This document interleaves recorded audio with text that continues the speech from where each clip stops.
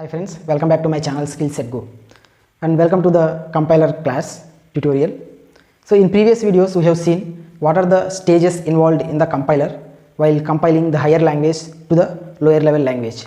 In this video we will see one of the technique to parse a tokens in a lexical analysis phase, that is finite automata. So there are so many phases in a compiler. So the first phase is lexical analysis. So we already discussed in a lexical analysis it will recognize all the tokens in a higher level language and it will give an output.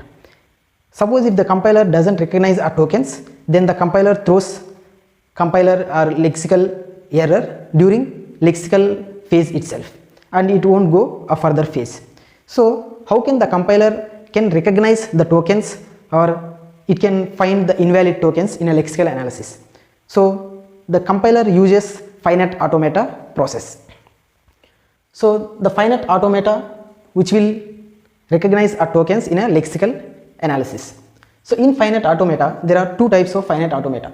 One is deterministic finite automata and one more is indeterministic finite automata. So in this video we will see an example of finite automata and how the compiler can recognize the tokens. So there are two parts: deterministic finite automata. So we will see about indeterministic finite automata in the coming videos.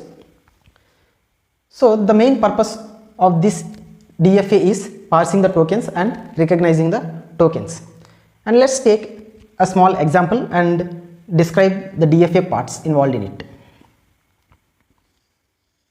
Suppose the compiler needs to recognize a binary number which has two zeros continuously. If any number has two zeros continuously, then it is a valid token. Otherwise, the compiler should throw an error. So there is a DFA graph or diagram or finite automata for that to recognize such type of numbers. So in DFA, we will have a finite number of states. So this is state 1, this one is state 2 and this one is state 3. So we need to recognize a number which has two zeros continuously. So if you see this number, we have two zeros continuously and this finite automata should recognize this number. So in DFA we will have certain parts like finite number of states. These are the states.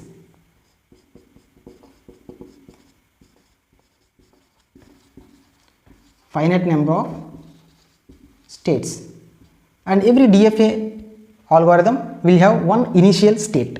Out of these states, one of the state is initial state.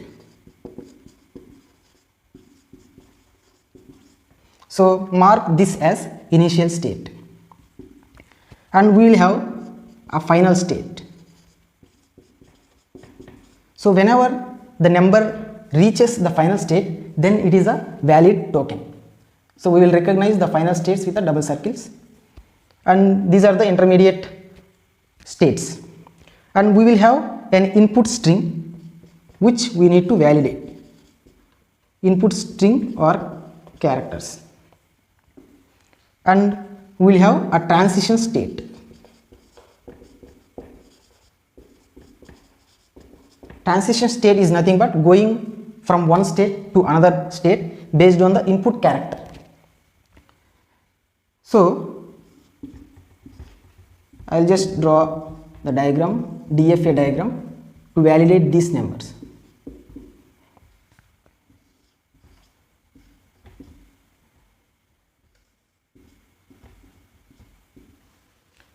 Just I have taken this example to explain you better. So this DFA can validate this number. So DFA will take a character by character and change its state based on the character. Now let's take this number character by character. So first is 1. So this is the initial state, this is the start state. So 1. So from this state, which state the 1 is going? If you see, it is staying in the same state. And take the next number. This is also 1. Again it will stay in the same state. Next 0. if it is 0, we need to go from state 1 to state 2. So presently this one is state 2. So next number is 1. So from here, if 1 is the input, then we need to go back to S1 state. Next one is 0. If it is 0, again we need to go to S2 state. And next one is again 0. We need to go to S3 state. So here if you see, our desired number is, if it has a continuous 2 zeros, then it is a valid number. If you see, if it has 2 zeros continuously, it is going to the final state, which is a valid state. So, and at the end of this number, after 2 numbers, it doesn't matter how many ones, how many zeros are there. So if it is 1, again it will stay in the final state. So after completion of all these characters, this number reaches this final state. So it is a valid token for the compiler.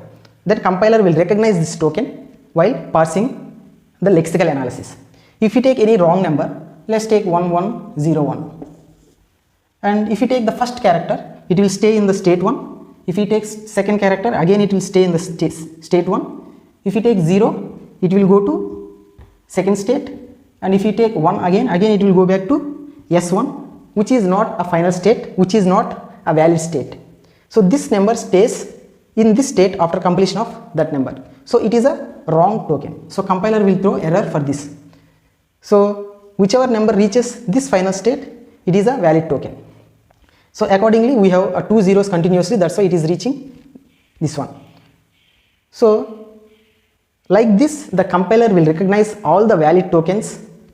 So some of the tokens, like we have if, else, when, case. So all these tokens will be recognized by compiler based on the DFA diagrams. So I hope you like this video and understood what is DFA, deterministic finite automata, and it will have these parts: finite number of states, initial state, final state, input string, which we need to match the pattern, and the transition state, where we will need to go to from one state to another state based on the character. So in the next video, we will see what is indeterministic finite automata and what is the difference between deterministic finite automata and indeterministic finite automata. So the use case of any finite automata is in lexical analysis, where it recognizes a tokens or it invalidates a tokens if any tokens have some wrong characters which should not be there. So please like, share and subscribe my channel, and thank you for watching.